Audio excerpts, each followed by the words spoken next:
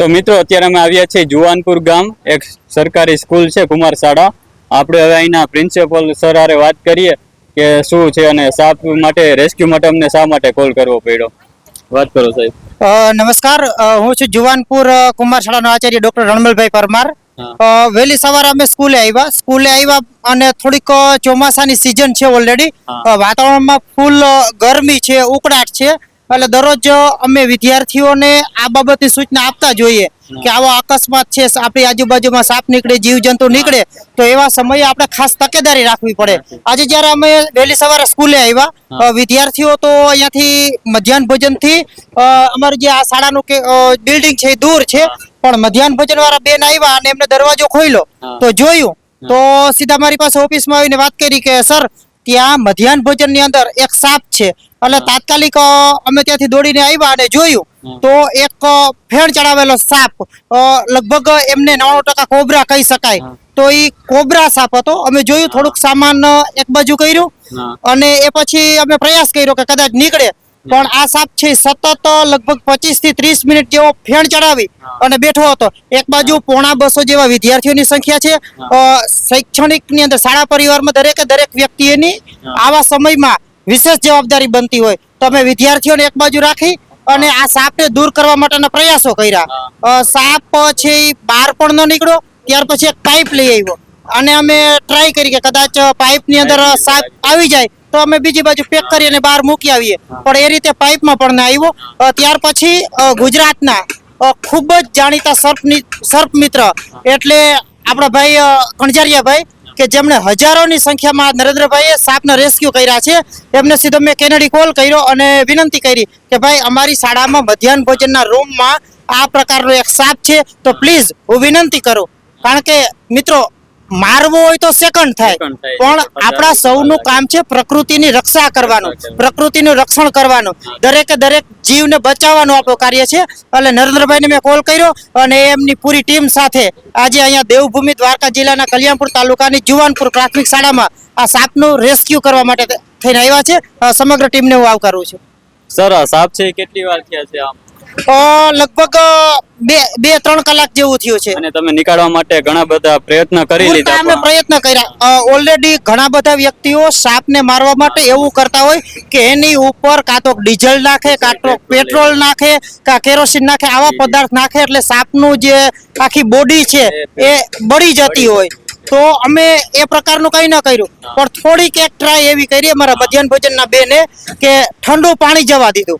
કદાચ થોડોક ઠંડા પાણીનો સ્પર્શ થઈને આગળ નીકળે, એ પણ રીતે ન નીકળ્યો. એમ ઠંડુ પાણી છે તો એને કઈ નુકસાન ના, ઠંડા પાણીથી કોઈ નુકસાન. ગરમ પાણી કે પેટ્રોલ કે એવી વસ્તુ ન નાખવી જોઈએ, નહીતર સાપની ચામડી છે એ ઉખડી જાય અને સાપ છે પછી મરી જતા હોય છે.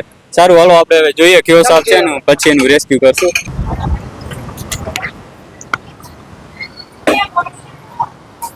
જો કે મિત્રો, આ રીતે કઈક રસોડા વિભાગ છે. હવે આમાં ઘણું બધું સામાન ને એવું પડ્યું છે, પણ હવે એમાં સાપ કઈ જગ્યાએ જઈને બેઠો છે એ કઈ ખ્યાલ નથી. પેલા તો સરનું એવું કહેવાનું થતું હતું કે ભાઈ જે પેલી જગ્યાએ ખૂણો છે, હવે ખૂણાની અંદર સાપ હતો, અમે એની બાજુમાં પાઇપ પણ રાખીને ટ્રાય કરી, પણ સાપ પાઇપની અંદર ન આવ્યો. કે અમને કોલ કર્યો તો અમે કીધું કે તમે આવી રીતે પાઇપ રાખી અને ટ્રાય કરો, કદાચ પાઇપની અંદર આવી જાય તો. એ બી પ્રયત્ન કર્યો, પણ સાપ છે એ પાઇપની અંદર ત્યારે ન આવ્યો. એટલા માટે પછી અમને પાછો કોલ કર્યો કે ભાઈ સાપ છે એ પાઇપની અંદર આવતો નથી, એટલે તમે આવો. તમે ફરીવાર અહીંયા રેસ્ક્યુ માટે પહોંચી ગયા અને અહીંયા આવીને જો આ ખૂણામાં જોયું તો ખૂણામાં સાપ છે નહીં. એટલે કે હવે કદાચ આ પાઇપમાં બી પછી ચાલ્યો ગયો હોય તો કઈ ખ્યાલ નથી, ને બાકી તો આજુબાજુ જે સામાન છે હવે સામાનમાં બી ચાલ્યો ગયો હોય તો એ પણ આપણે પેલા તો જોઈએ. તો દોસ્તો, આ ચોખાની બોરીઓ છે, હવે એની પાછળ બી આપણે જોઈ લઈએ. દોસ્તો, આની પાછળ પણ સાપ દેખાતો નથી. હવે આપણે આ બાજુ બધી જોઈ લઈએ પેલા, ને પછી છેલ્લે છે આ પાઇપ છે એ પાઇપને ચેક કરશું. કદાચ એવું લાગે છે કે ત્યાંથી સીધો હવે પાઇપમાં હોઈ શકે એમ.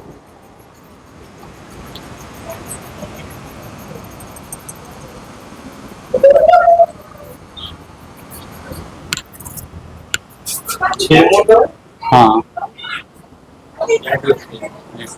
તો દોસ્તો, આપણે આ સામાન છે બધું એની અંદર જોયું છે, પણ આમાં કઈ સાપ દેખાતો નથી. હવે એનું એક છેલ્લું ઓપ્શન છે કે આ પાઇપ છે. હવે આપણે પાઇપની અંદર જોઈએ કે આમાં લગભગ 100% આમાં હોવો જ જોઈએ. આપણે પાઇપ છે ને પેલા તો બારે લઈ જઈએ અને પછી એની અંદર જોઈએ અને પછી એને બહેણીની અંદર રેસ્ક્યુ કરશું. લઈ લો.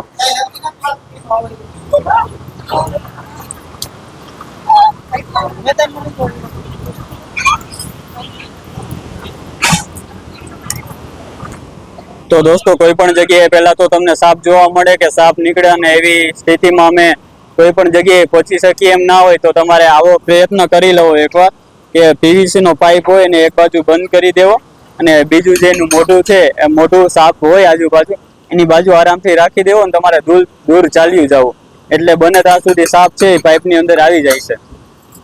ચાલો આપણે આ ડાચો છે દીધેલો એ કાઢી અને આપણે ચેક કરીએ કે સાપ અંદર છે કે નહીં.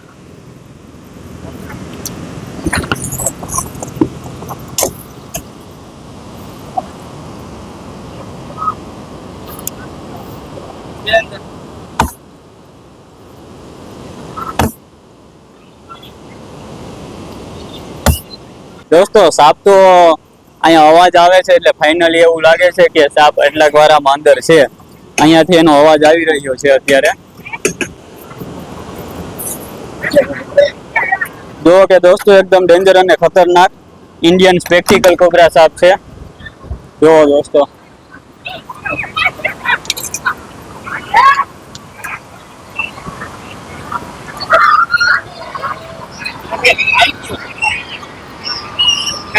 જો દોસ્તો એ સાપ છે એના શિકારના તલાશમાં આવી જતા હોય છે.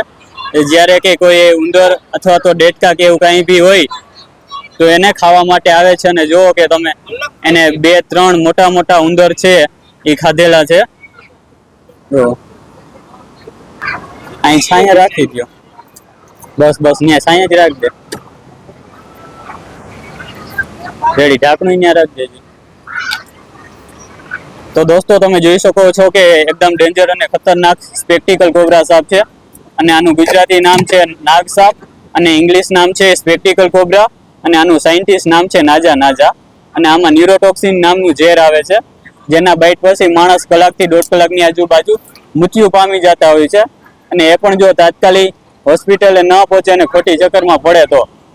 દોસ્તો અત્યારે સાપ બાઇટ કરે એટલે ખોટી ચક્કરમાં નહીં પડવાનું. 2 હાથ જોડી અને ભગવાનને એટલી જ પ્રાર્થના કરવાની કે હે ભગવાન મારી જોડે આવો બનાવ બન્યો છે તો હું ઘરેથી સહી સલામત હોસ્પિટલે ને હોસ્પિટલેથી સહી સલામત ઘરે પહોંચી જાઉં એવી પ્રાર્થના કરી કે આવીને ભાઈ અમે પેલા અત્યારના લોકો એવું કરે છે કે પેલા ક્યાંય મંદિરે જાય છે કે ભગવાન પાસે જાય છે.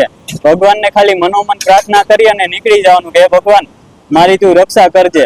હું આવીને પછી કઈ બી છોકરા જમાડી દઈ કઈ પણ તમે જે મનોમન પ્રાર્થના કરી હોય એ તમારે આવી અને પૂરી કરી દેવાની. પેલા તમારે તુરંત હોસ્પિટલે પહોંચી જવાનું. જો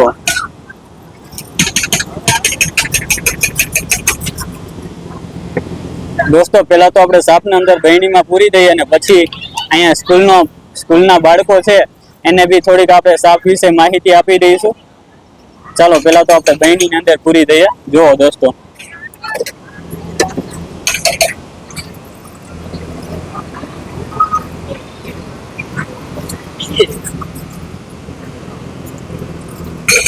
જો કે દોસ્તો ઇન્ડિયન સ્પેક્ટિકલ કોબરા એટલે એકદમ ડેન્જર અને ખતરનાક. જ્યારે કોબરા સાપ છે અને એ ફન ઉઠાવે જ્યારે બી એને ખતરો મહેસૂસ થાય ત્યારે એનું આ રીતે આમ ફન ઉઠાવી અને સામેવાળા વ્યક્તિને ડરાવવાનું કરે છે અને જો પછી આપણે એને લિમિટ ક્રોસ કરી જાય લિમિટ બહાર વયા જાય તો પછી બાઇટ બી કરી શકે છે. અને દોસ્તો આ કામ એક્સપર્ટનું કામ છે. અમારો વિડીયો જોઈને તમારે આવી ગલતી નહીં કરવી કેમ કે તમારી એક ગલતી તમારા મોતનું કારણ બની શકે છે. ઝેરી હોય કે બિનઝેરી સાપ હોય સાપની નોલેજ વગર સાપને ટચ ન કરવો.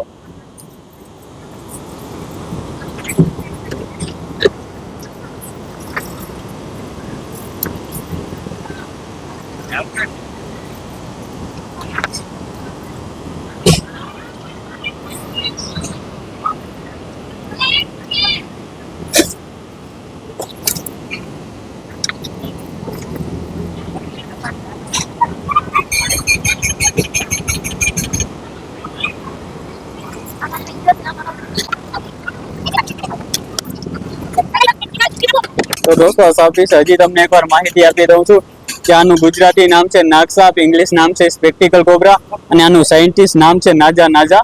અને આમાં ન્યુરોટોક્સિન નામનું ઝેર આવે છે, જેના બાઇટ પછી માણસ 40 થી 60 મિનિટની અંદર મૃત્યુ પામી જતા હોય છે. આપણે સાહેબ હારે વાત કરીએ કે અમારું રેસ્ક્યુ કામ જોઈને તમને કેવું લાગ્યું. ચાલો તો સાહેબ, સાપનું રેસ્ક્યુ થઈ ગયું, શું કહેશો તમે?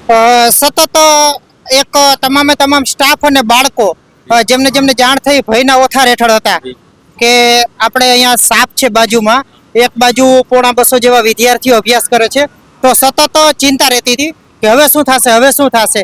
તો એને બદલે નરેન્દ્રભાઈ કણઝારિયા અને એની સમગ્ર ટીમ આજે અમારી સ્કૂલે આવી. અને આપણે એક કહેવત છે કે મારવા કરતા બચાવવા વાળો ઈ મોટો છે, પણ જ્યારે કોઈ જીવને બચાવવાનું આપણા હાથમાં હોય તો એવા સમયે સમગ્ર ભારત વર્ષની દરેક જનતાને એક મારી વિનંતી છે, દરેક વ્યક્તિઓને વિનંતી છે કે કદાચ આપણે આવો સાપ છે, જંતુ છે, એને મારવાનો તો ક્યારેય નથી. તો નરેન્દ્રભાઈ અને એના જેવા મિત્રો જે આ પ્રકારનું કામ કરે છે, એ લોકોને આપણે બોલાવીએ અને એક આ પ્રકૃતિ રક્ષણનું, પ્રકૃતિ સંરક્ષણનું સુંદર મજાનું આપણે સૌ કામ કરીએ. અને એક જીવ બચાવવાનો આનંદ હોય તો આપણા હાથમાં જ્યારે આવી તક આવે ત્યારે આપણે ક્યારેય સાપને મારવાનો નથી અને બચાવવાનો છે. આ સુંદર મજાનું રેસ્ક્યુ કરવા બદલ નરેન્દ્રભાઈ કણઝારિયા અને એની તમામ ટીમને મારા લાખ વંદન છે, અભિનંદન છે, ધન્યવાદ છે. અને પરમાત્મા જે કઈ દેવી શક્તિ હોય એ નરેન્દ્રભાઈ અને એની ટીમને આવા કાર્યો કરવા માટે અખૂટ શક્તિ આપે એવી ભગવાન દ્વારકાધીશને, સિદ્ધનાથ મહાદેવને અને પરમ તત્વને, વિદ્યાની દેવી માં સરસ્વતીને પ્રાર્થના કરીએ. ખૂબ ખૂબ આભાર. Thank you very much. ખૂબ ખૂબ આભાર સર. ચાલો તો દોસ્તો, સહી અને સલામત રેસ્ક્યુ થઈ ગયો છે. હવે આપણે તો સાપનું અહીંથી રેસ્ક્યુ કર્યું છે સ્કૂલની અંદરથી, એટલે અહીંના સ્કૂલના સ્ટુડન્ટ છે, બાળકો, એને આપણે સાપ થોડોક બહેણીની અંદર પેક રાખીને જ બતાવશું અને થોડીક સાપ વિશે માહિતી આપી દઈ. કેમ કે આજ સિઝનની અંદર સાપ બાઇટના એવા ઘણા બધા કેસ બનતા હોય છે અને એવા કેસ બને છે કે બી વધારે ભાગે બાળકોને જ બાઇટ કરે એવા કેસ બનતા હોય છે. એટલે આપણે થોડી ઘણી બાળકોને બી સાપ વિશે માહિતી આપી દઈએ અને પછી એને સહી સલામત જંગલ વિસ્તારમાં રિલીઝ કરી દઈશું.